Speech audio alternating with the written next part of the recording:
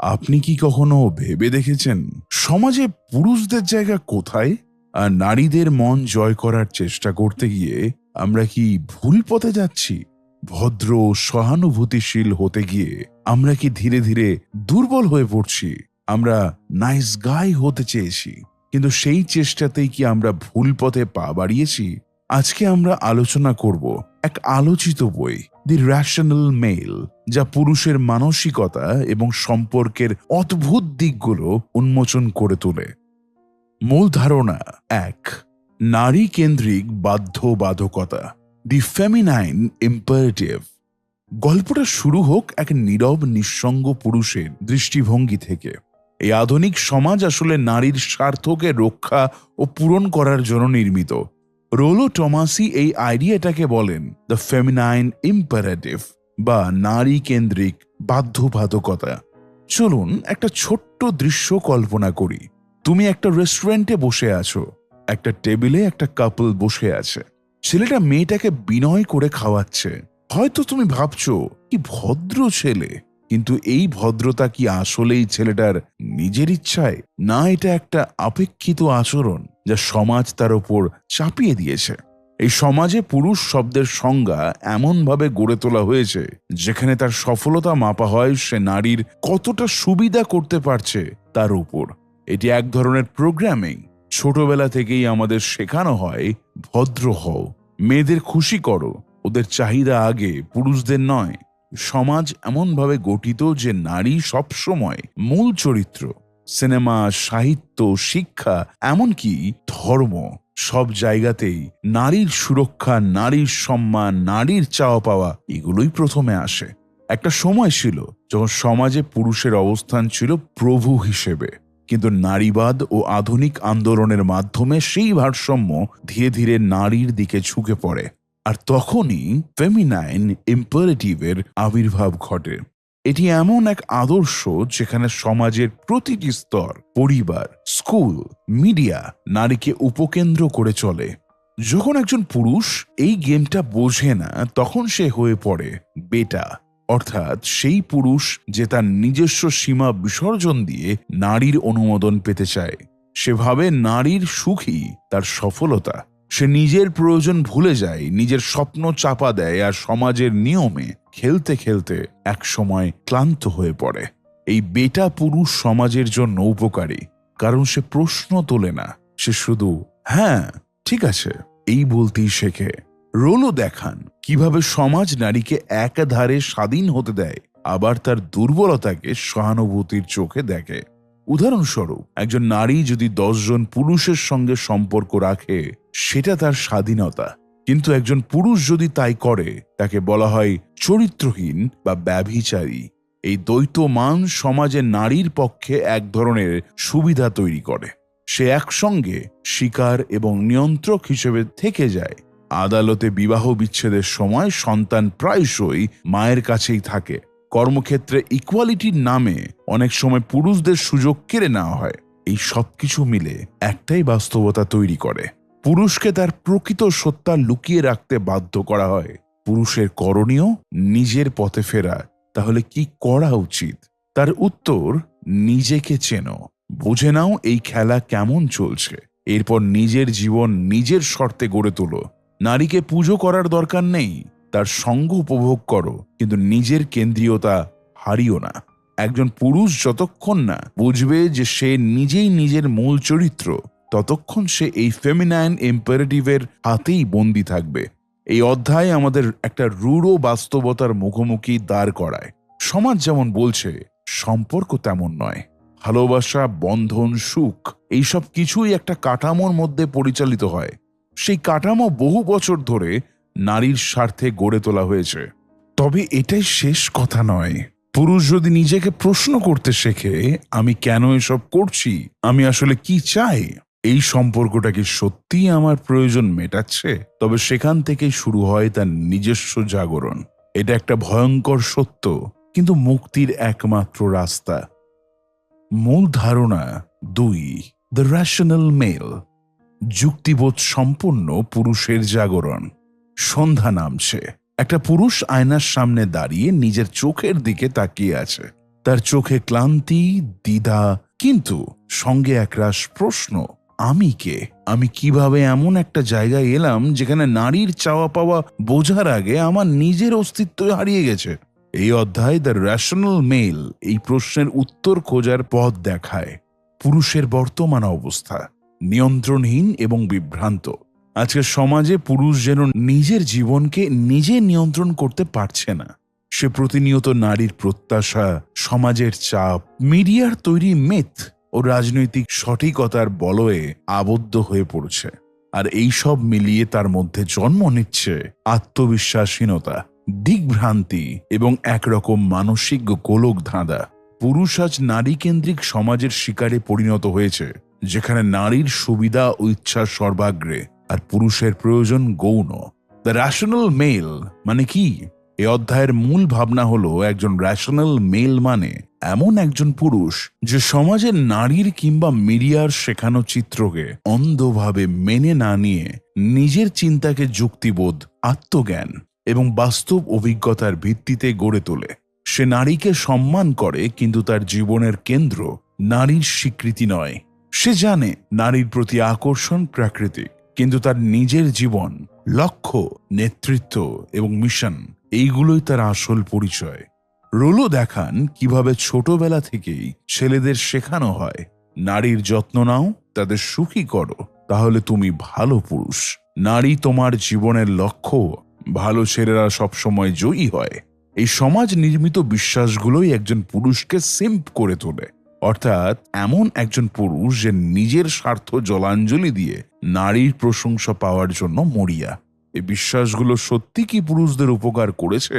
বাস্তব চিত্র হলো এই সব ভালো ছেলেরা সবচেয়ে বেশি হৃদয়ভঙ্গের শিকার হয়, অবহেলিত হয় এবং ধীরে ধীরে নিজের পুরুষত্ব হারিয়ে ফেলে। নারীর প্রকৃত স্বভাব বনাম পুরুষের বিভ্রান্তি।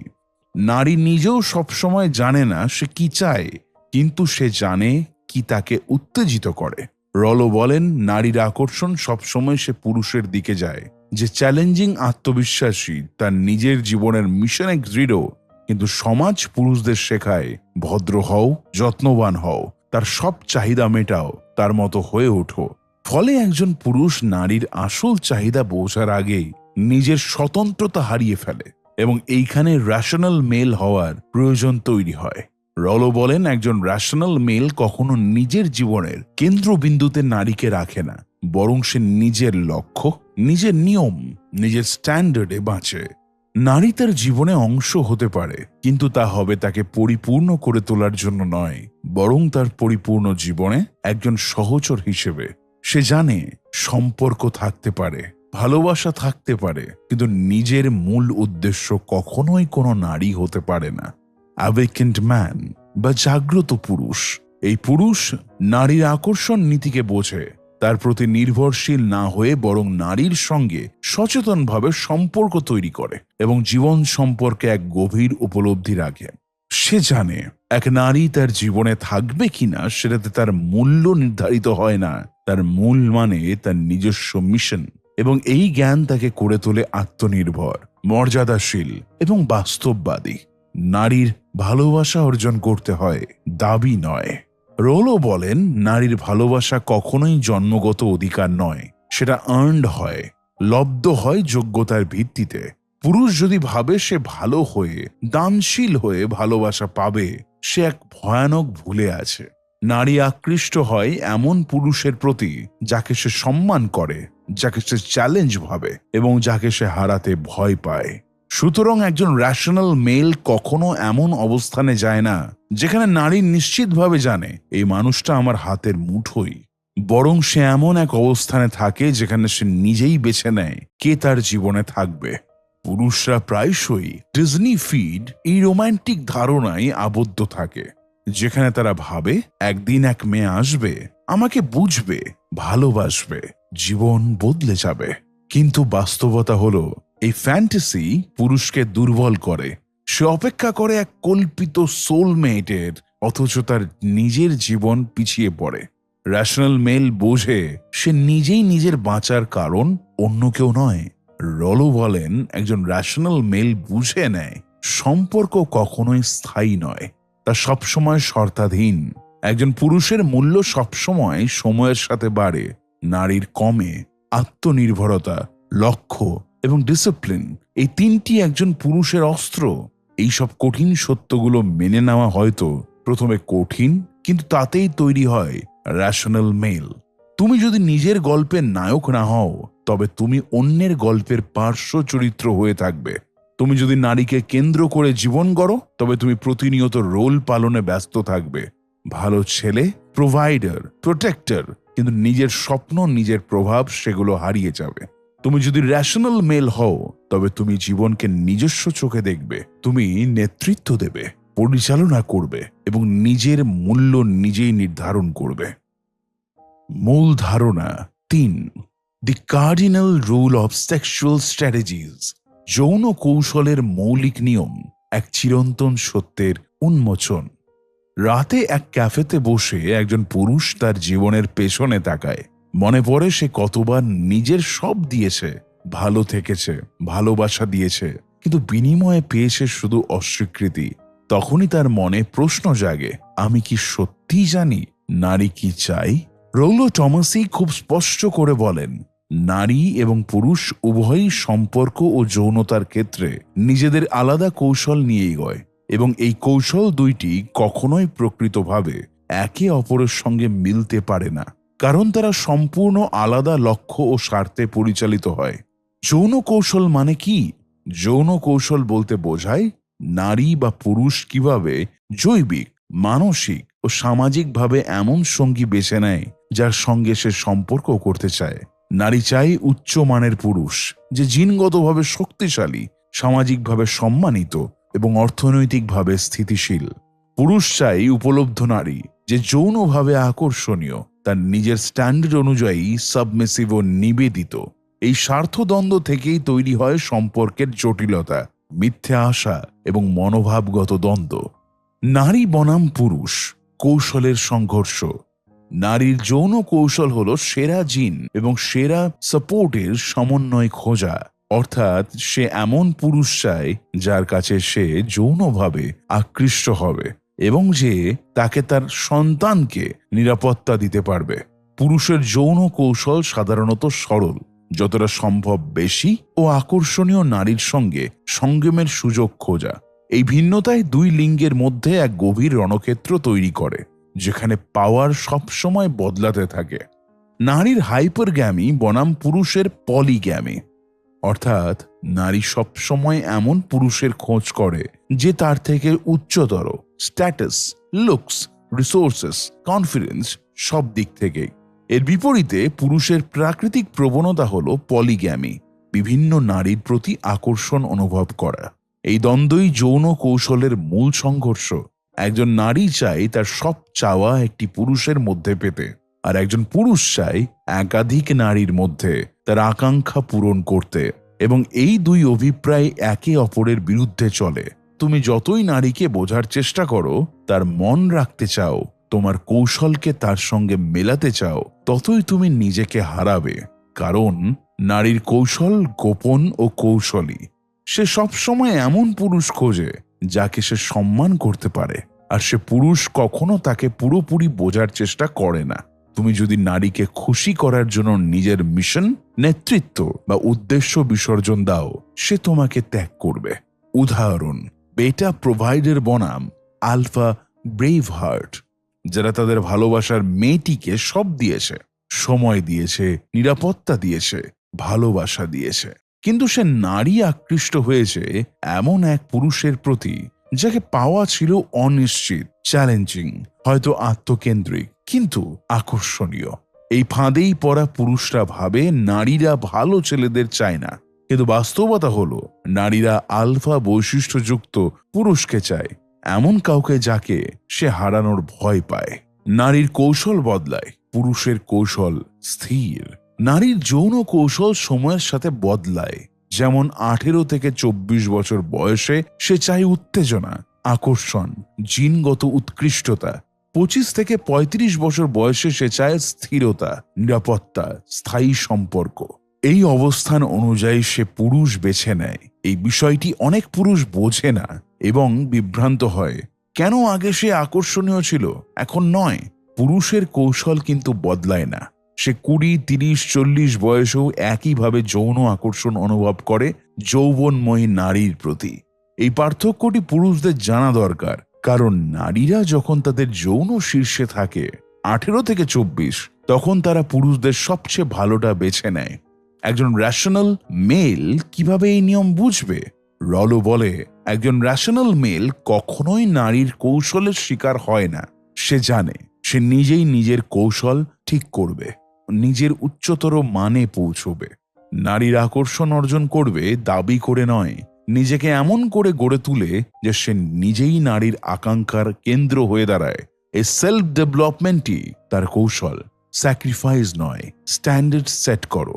প্রেমে পড়ে পুরুষ নিজের সবকিছু ত্যাগ করতে চায়, অথচ নারী তার প্রতি তখনই আকৃষ্ট হয় যখন সে নিজের মানদণ্ড ধরে রাখে। তুমি যদি নারীর খুশির জন্য নিজেকে বদলাও, তোমার শ্রদ্ধা হারাবে। তুমি যদি নারীর প্রতি দুর্বল হয়ে যাও, সে তোমার সীমা পরীক্ষা করতে শুরু করবে। তুমি যদি নিজের কৌশল ভুলে যাও, সে আর তোমার পাশে থাকবে না। তাই করণীয় কি? নিজের জীবনের কাজ শেষ করো। নারী আসবে যাবে, কিন্তু তুমি যদি নিজের মিশনে থাকো, তবে নারীর প্রতি তোমার আকর্ষণ হবে চয়নযোগ্য, নির্ভরশীল নয়। নারীর কৌশল বুঝো, কিন্তু নিজে কখনো সে খেলায় পিয়ন হয়ে যেও না। তুমি রাজা, তুমি খেলো তোমার নিয়মে। আত্মসম্মান, নিজের শরীর, স্বাস্থ্য, অর্থনীতি এইগুলো গড়ে তুলো। তুমি যখন নিজের শিখরে থাকবে, তখন তুমি কৌশল তৈরি করবে, অন্যান্যরা তা মেনে চলবে। পুরুষদের একটি ভয়ানক ভুল হলো, তারা ভাবে ভালো ব্যবহার করলেই নারী তাকে চিরকাল ভালোবাসবে। কিন্তু এই অধ্যায়ে সেই মিথ ভেঙে দেয়। তুমি যদি নারীর যৌন কৌশলের বাস্তবতা না বোঝো, তবে তুমি সেই খেলায় শুধু ব্যবহৃত হবে। মূল ধারণা 4, দ্য নাইস গাই সিনড্রোম। একজন লোক রাতে আয়নায় নিজের দিকে তাকিয়ে থাকে, ক্লান্ত চোখ, গালে হতাশার রেখা, মনে একটাই প্রশ্ন, আমি তো সব ভালো করছিলাম, তবুও কেন সে আমাকে ছেড়ে চলে গেল? এই অধ্যায় সেই সব ভালো ছেলেদের নিয়েই যারা সমাজ, পরিবার, এমনকি নিজস্ব বিশ্বাস থেকে শিখেছে ভালো থাকো, ভদ্র থাকো, নারীদের সম্মান করো, তবেই তারা তোমাকে ভালোবাসবে। কিন্তু বাস্তবতা যে একেবারেই ভিন্ন, এবং রলো টমাসি সেই নিষ্ঠুর সত্যকে এখানে উন্মোচন করেছেন। নাইস গাইজ নারীকে সন্তুষ্ট করতে চায়, কিন্তু নিজের আত্মপরিচয় বিসর্জন দিয়ে। এই আত্মবিসর্জনই তাদের পতনের কারণ। কে এই নাইস গাই?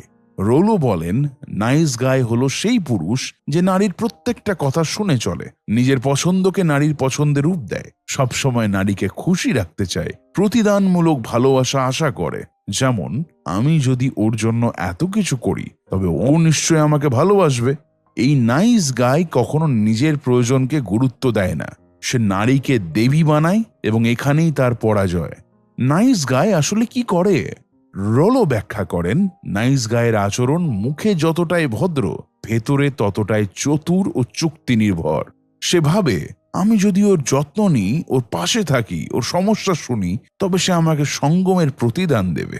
অর্থাৎ তার এই ভদ্রতা নিছক এক ধরনের কভার্ট কন্ট্রাক্ট, একটি গোপন চুক্তি, যেখানে সে ভাবে, আমি যদি একজন সঠিক পুরুষ হই, তবে নারী আমাকে পুরস্কার দেবে।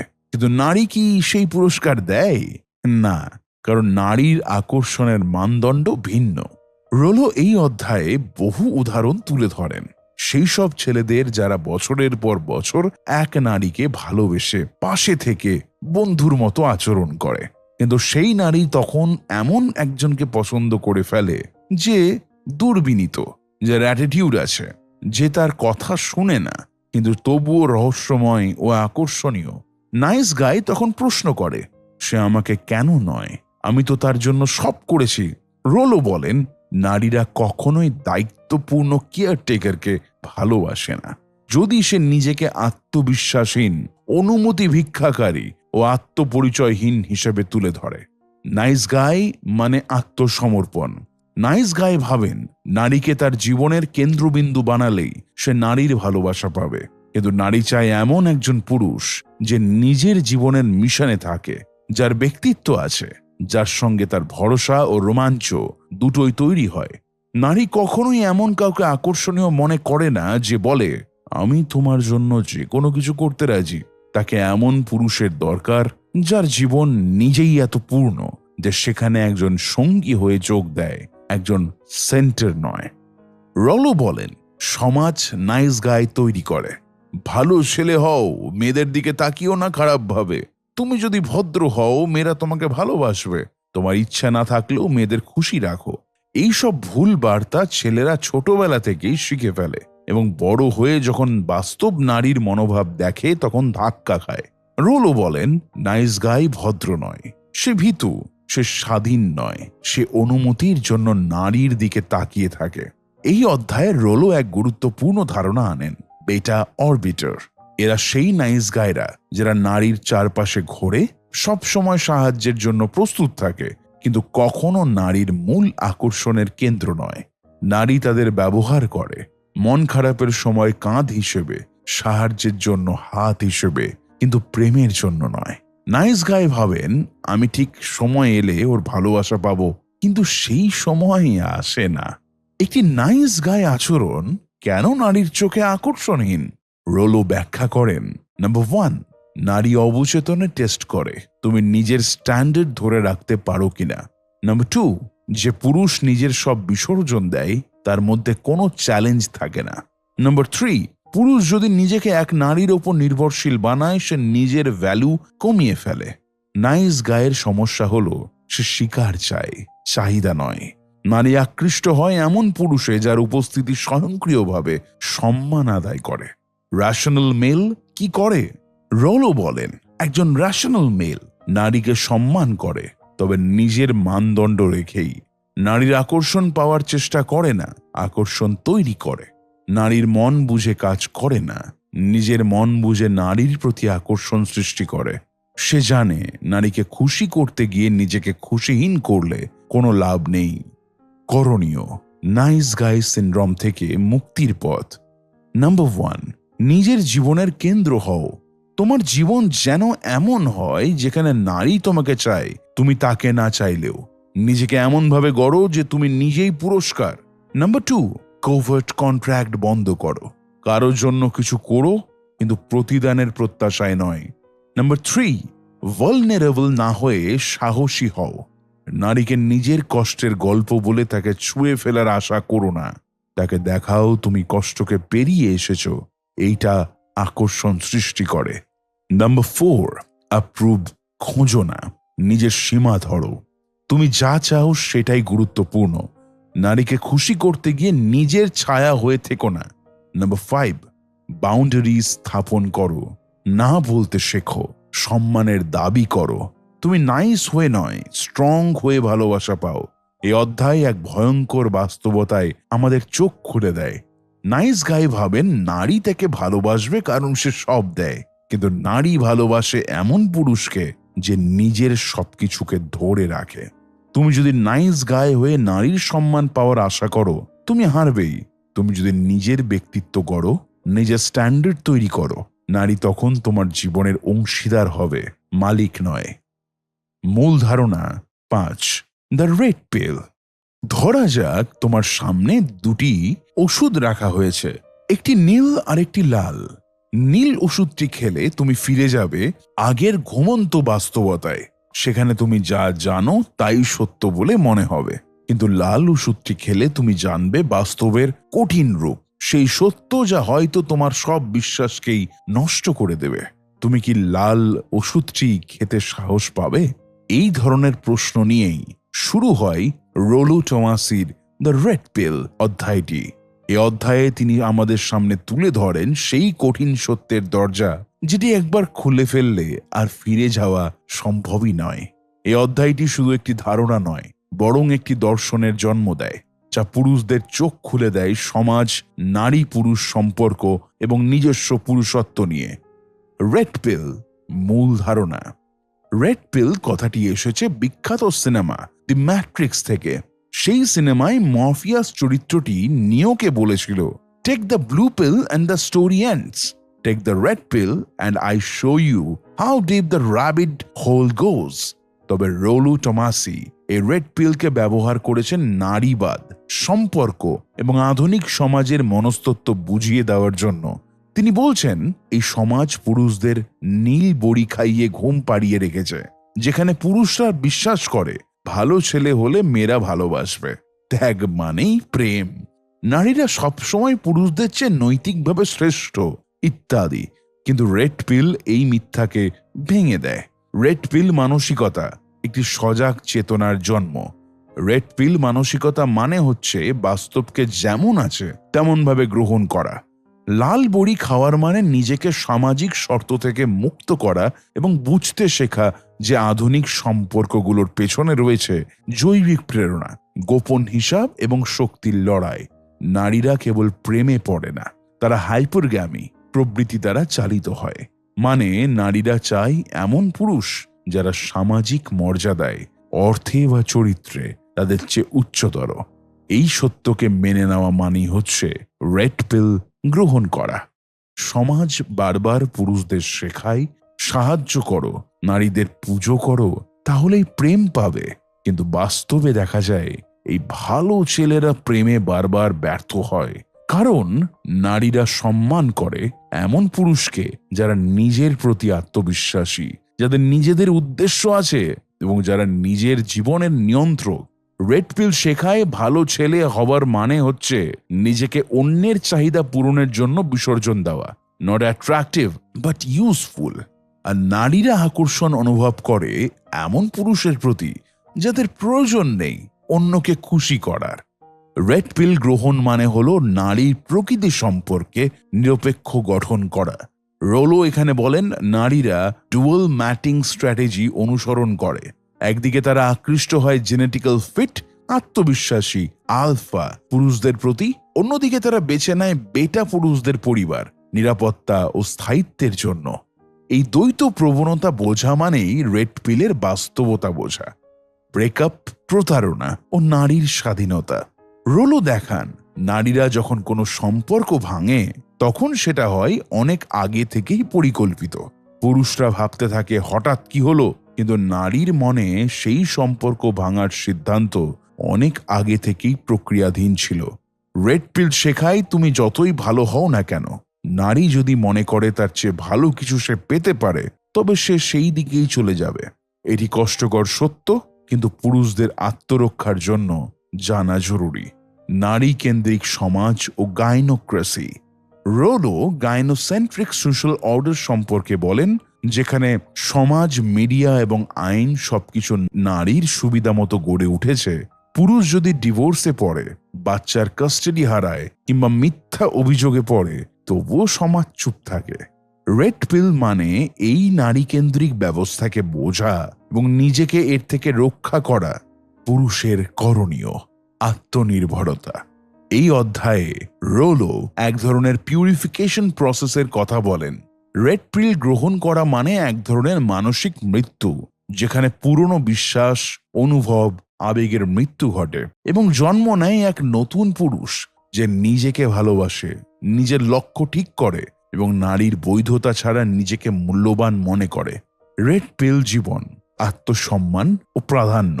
রোলো বলেন, রেড পিল মানসিকতা গ্রহণ করা মানে নারী বিদ্বেষ নয়, বরং নারীদের আসল প্রবৃত্তি বোঝা। এটি একটি স্ট্র্যাটেজিক লেন্স যার মাধ্যমে পুরুষ নিজেকে সঠিকভাবে প্লেস করতে পারে। সে বুঝে যায় তাকে সমাজ কিভাবে ব্যবহার করছে, কিভাবে সে নিজের শক্তিকে পুনরুদ্ধার করতে পারে। রোলো ব্যাখ্যা করেন, একজন ব্যক্তি যখন প্রথম রেড পিল ধারণা পায় তখন সে রেগে যায়, মানতে চায় না। সে ভাবে সব মেয়ে এমন নয়, আমার গার্লফ্রেন্ড আলাদা। এই রাগের পর্যায়কে বলে রেড পিল রেজ। কিন্তু ধীরে ধীরে সে বুঝে যায় এই জগৎ যেমনটা তাকে সেইভাবেই নিতে হবে। তখনই জন্ম নেয় রেড পিল ক্ল্যারিটি, যেখানে একজন পুরুষ নিজের আত্মসম্মান পুনরুদ্ধার করে। বাস্তব জীবনে রেড পিলের প্রয়োগ, জ্ঞান নেওয়া আর জীবনে প্রয়োগ করা আলাদা বিষয়। রেড পিল মানে শুধুই নারীদের সম্পর্কে সচেতন হওয়া নয়, বরং নিজেকে পুনরুদ্ধার করা। তুমি যখন বুঝতে পারো যে নারীকে জিততে হবে না, বরং নিজেকে তৈরি করতে হবে, তখনই তুমি সত্যিকার অর্থে রেড পিল পথের যাত্রী হয়ে ওঠো। সমাজ, মিডিয়া পরিবার সবকিছু যখন তোমাকে একটি মিথ্যের মধ্যে রাখতে চায়, তখন সত্যের আলো অনেক সময় চোখ ধাঁধিয়ে দেয়। কিন্তু একবার তুমি সাহস করে যখন লাল বুড়িটি খেয়ে নাও, তখন তোমার চোখ খুলে যায়। তখন তুমি বুঝতে পারো তুমি কারো ভালো ছেলে হওয়ার জন্য জন্মাওনি। তুমি জন্মেছো নিজের শক্তি, নিজের লক্ষ্য, নিজের মর্যাদা দিয়ে জীবন গড়ার জন্য। তুমি যখন রেড পিল গ্রহণ করো, তখন আর কেউ তোমার জীবন পরিচালনা করতে পারে না। তখন তুমি নিজেই হয়ে ওঠো নিজের জীবনের অধিপতি। মূল ধারণা 6, the myth of the soulmate, আত্মার সঙ্গী। একটি মিথ। ধরো তুমি জীবনের ভালোবাসাকে খুঁজছো। তোমার মনের গভীরে একটা বিশ্বাস কাজ করছে, এই বিশাল পৃথিবীর কোথাও একজন মানুষ আছেন যিনি কেবল তোমার জন্যই জন্মেছেন, যার সাথে তোমার আত্মা মিলে যাবে, চোখের চাহনিতে কথা বলবে এবং যার উপস্থিতিতেই তুমি পূর্ণতা খুঁজে পাবে। এটাই তো আমরা ছোটবেলা থেকে শুনে এসেছি, তাই না? True love, the one, soulmate, এইগুলো যেন রূপকথার মতো মনে হয়, কিন্তু আমরা এটিকেই বাস্তব বলে ধরে নিই। আর এইখানেই রোলো টমাসির অগ্নিবাণ। এই পুরো ধারণাটি একটি মিথ, এক ভয়ঙ্কর দৃষ্টিভ্রম। এই অধ্যায়টি এমন এক আয়নার সামনে